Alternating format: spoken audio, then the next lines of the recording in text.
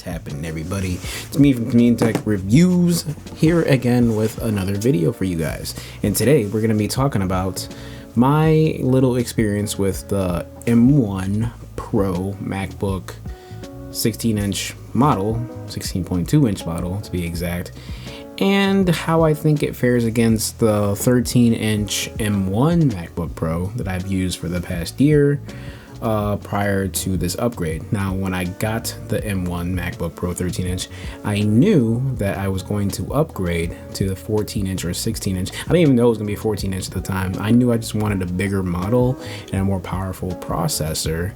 And mind you, like, it's got me through a lot of YouTube videos that I've made on this channel. If you guys are familiar with my channel from the beginning, I was originally editing on my PC. And then I found Adobe Premiere Pro to be a little whack, a little janky and laggy. And I have a NVIDIA 2080 processor, GPU, and Intel i7, 32 gigabytes of RAM. I still had issues with Adobe Premiere Pro because it would, not work, and exporting was just bad for some reason, whatever reason it was.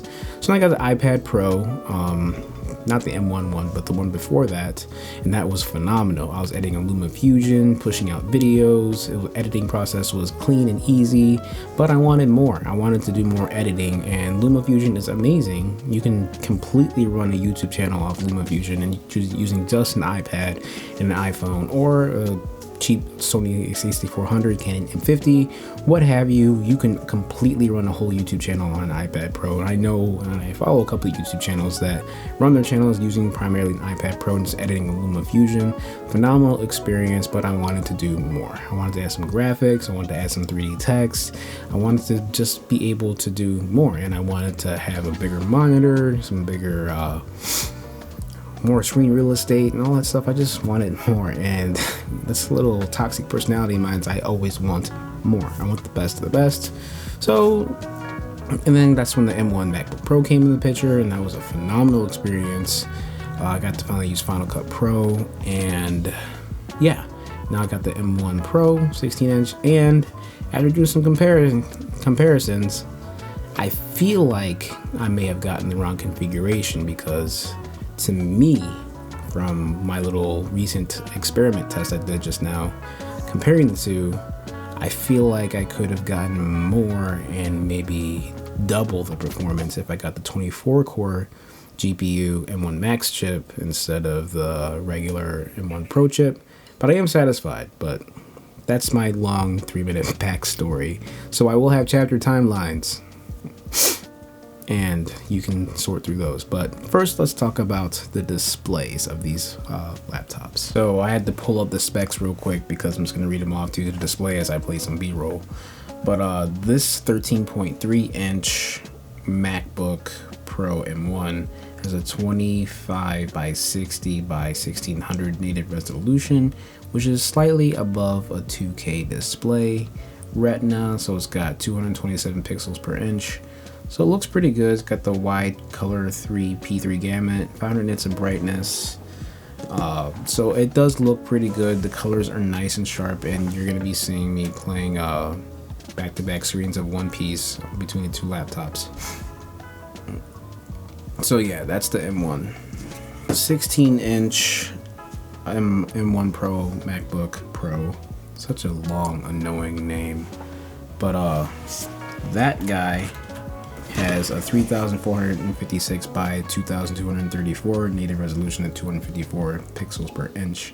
So you are getting more pixels per inch, and you are getting a higher resolution and more screen real estate by 2 inches. And it makes a huge difference. You'll see it when they're side by side in that B-roll.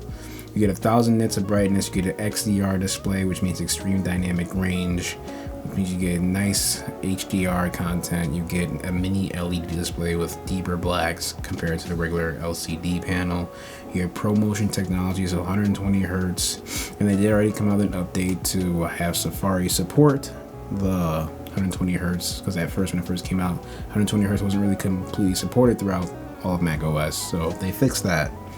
And you get the wide color P3 gamut on here, and you can change the refresh rate to lower than 120 hertz if you want. Don't know why you do that, But yeah, that's a display on the 16-inch. So overall, my main, like, there's plenty of videos out there breaking this down, but I'm here to talk about my experience, and the display on the M1 Pro is great. This is the first time I actually like cared to undock my MacBook Pro from my desktop and actually just enjoy watching media on my bed, because I enjoy the display that much. And I did enjoy it on my 13-inch because it's nice and light and I can have it bedside too, but having that immersive screen just in front of me in the bedside is like, it's nice. And I have a 43-inch TV in front of me, in front of my bed, but it's not mini LED, and I don't get premium speakers like that. So yeah, sometimes I just like enjoying this on the bedside, and I'll put it on my desk that's on my bedside and call it a night. So display is a great experience. Now, I'm gonna play another clip that's gonna break down the sound quality between the two, and you can be the judges on the sound test that's coming up right now.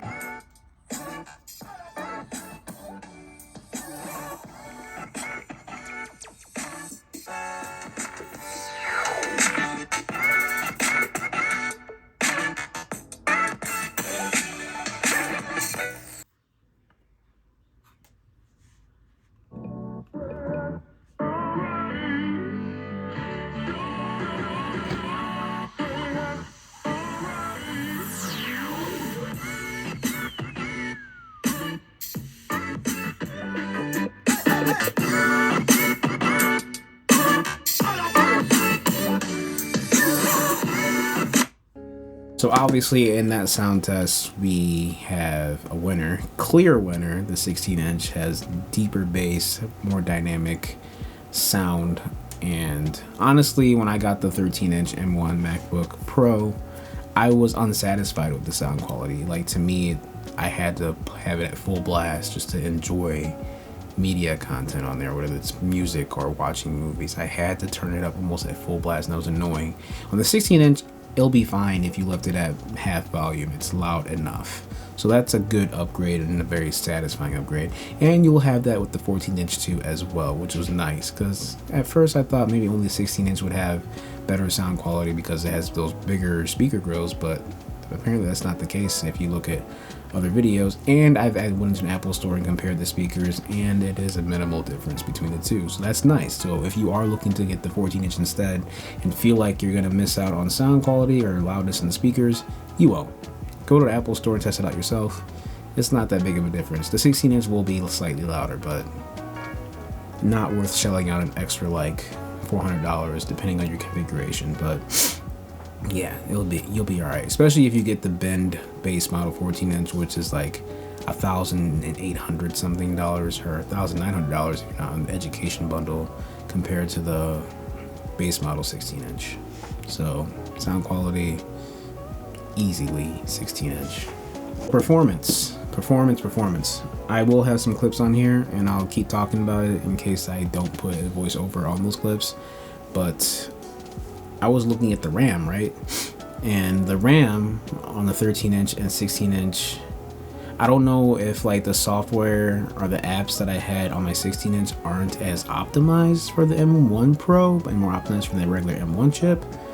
But some apps on the 16-inch that are similar to the 13-inch were using up more memory. I don't know why. And I don't know if it's because the memory on here is faster or has more bandwidth that's using more memory, but for whatever reason, the 16-inch was using more RAM and having more memory pressure compared to the 13-inch. While I had a similar workflow going, I had a bunch of Safari tabs, Chrome tabs, and I had some Lightroom photos I was exporting. And even Final Cut Pro, like the render speeds, like in Max Tech's video when they compared the M1 Air compared to the 14-inch base, the render speeds are very minimal, and compared to the 13-inch and 16-inch, it was minimal by like seconds or even a minute. And to me, that's not like $1,000 difference, because my workflow isn't really that heavy. I work with 4K Sony videos, Sony a6400 4K video, and that's not that heavy. And I export to H.264 and sometimes H.265, depending on what I feel like exporting in, I guess. But yeah. And I add like graphic stuff on there, like 3D text and like some transitions and all that stuff. And the difference is like only a minute. And mind you, in the clip that I showed in the example, it's just a basic video of my cat that's 3 minutes long. But like, even when I added like 3D text, for example, it didn't really add that much to it. So I guess for my workflow, since I'm not really working with ProRes video where it has those dedicated encoders in there, it didn't really make a difference because it just didn't. And I was almost kind of disappointed that I spent like $2,500 on a laptop that barely performs better than something that's like almost $1,000 cheaper. So I feel like I cheated myself kind of, but I did want a 16-inch laptop. So I mean, and I did want more storage. This has a terabyte compared to 256. Makes the world of difference, honestly, and I don't have to worry about losing storage on this, which is nice because I use SSDs, external SSDs as well. So here I have Lightroom open, about to export 6 photos. Got Chrome open with a bunch of tabs. Got Safari open with a bunch of tabs. Got Lightroom in the background, Photoshop, Final Cut. And so far, we're really pressuring the memory here. So let's see what happens when we try to export these 6 photos that are shot in Pro Raw.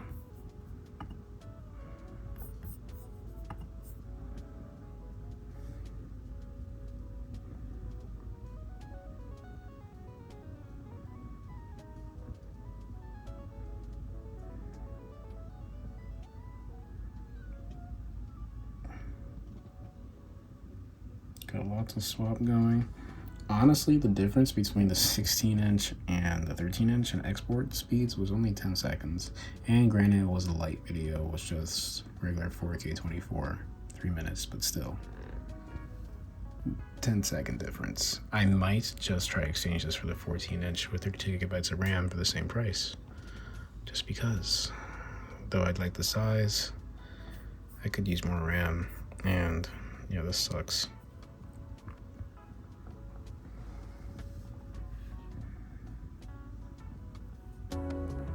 Exporting 6 photos.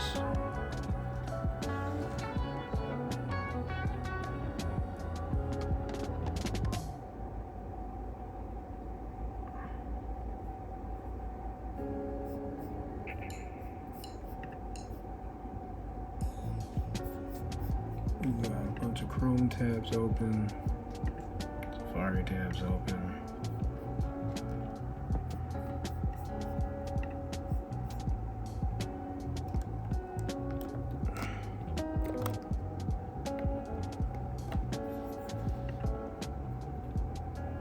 Interesting.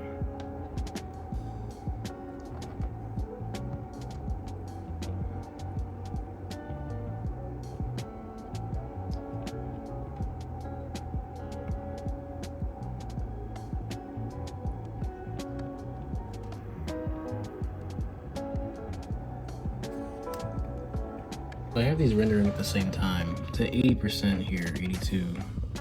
No swap, 11.66 gigabytes of RAM. This guy actually just finished, but we were using more RAM. I don't understand. I really don't. The M1 Pro and the M1. This is using less RAM. This is using more RAM. I don't get it. I'm ranting, but this is what you're here for. If you're watching this video, you are here for this kind of a rant when it comes to performance, especially when it comes to video editing, and photography. So the M1 MacBook Air is more than sufficient enough if you're just only doing photo editing and light video editing. But if you're gonna do some ProRes stuff, 8K video, 4K 60, 5K, on all that other stuff, and some graphic designs and stuff that's really GPU heavy, you'll need the M1 Pro and M1 Max, because those have dedicated GPU cores and high efficiency cores, or performance cores, they have more performance cores and more GPU cores that will cater to that. But if you're doing basic photo editing and video editing, you'll be good with the M1 MacBook Air. Saves you thousands of dollars. The only downside is you only go up to 2 terabytes, which isn't even a downside. 2 terabytes 1 terabyte, 16 gigabytes of RAM, you'll be solid for that kind of a workflow. I personally think I did an overkill with a 16-inch, 16 gigabytes of RAM, 1 terabyte for my workflow. And I feel like I should have just gotten the 14-inch, 32 gigabytes of RAM, or 16-inch, 32 gigabytes of RAM. But even then, that doesn't make a really big of a difference. So I don't know. I should just be happy I have a 16-inch MacBook with a great XDR display. So that's my rant and my comparison between the two. I'm not going to go into big details because Mac's Tech channel honestly covers everything, and Created Tech, the Australian guy, phenomenal channel. You should follow them if you haven't for all the details and the nits and grits of things. But this is my experience with the M1 MacBook Pro 16-inch and compare it to the 13-inch. So could I have gotten away with just this 13-inch and not have upgraded and still had a fine workflow? Yes, but I wanted the 16-inch M1 Pro, and I didn't future-proof it enough to be satisfied with it. Like, if I wanted to future-proof this and not upgrade for years, I would have gotten 24 core, 32 gigabytes of RAM, 1 terabyte, would have been fine. I wouldn't even make this video or talk this long about the laptops, but I rest my case. 13-inch M1 MacBook Pro. Honestly, get the MacBook Air if you are wanting to stay the M1 chip. Unless you love the touch bar, get the Pro, I guess. But you will save more money and get just as good as performance with the MacBook Air compared to the Pro. So it's the same chip. It just doesn't have any fans to prevent it from throttling. That's literally it. But if you are more pro and you need that heavy GPU stuff, where you're working with graphics, 3D stuff, and just heavy multitasking, M1 Pro, 14-inch, 16-inch. And if you need to future-proof, get the 24 core because that apparently has better battery life and sometimes performs better than the 32 core. So that's it from me. I'm done ranting and talking about these laptops because they have been a pain in my butt trying to make this video. And I know it's not crazy good or, you know, informative, but I'm just talking about my experience between these two laptops. And it is heavy, the 16-inch, but I can handle that weight just fine. So if weight is a concern in portability, I don't have that issue. I take it with me to school and my internship, my little bag that it fits in, and I am just fine. And thanks to 1 terabyte, I don't really have to carry around SSDs. So there you have it. If you like this content, like, subscribe, hit that bell icon, stay tuned for more. And I'm gonna keep making more videos tonight because I'm behind on my video content. Peace.